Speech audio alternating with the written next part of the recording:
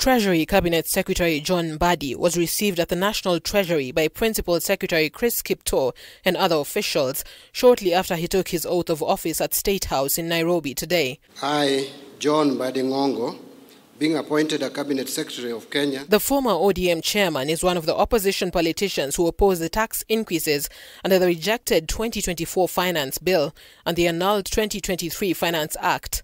I propose to salvage these proposals.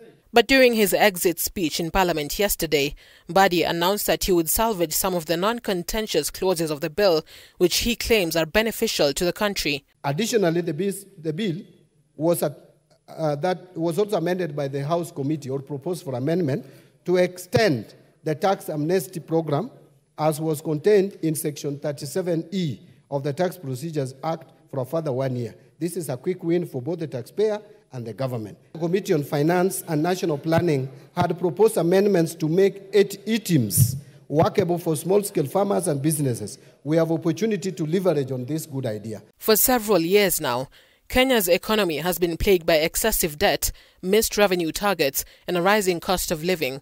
Mbadi has recommended reforms within the Kenya Revenue Authority and its revenue collection systems to reduce leakages. There should be a distinction between the role of the chairperson of the board as a whole, and the Commissioner General as the CEO and the management officers of KRA. The CS has also recommended the publication of a debt register every year to ensure transparency and a restructuring of the country's debt payments.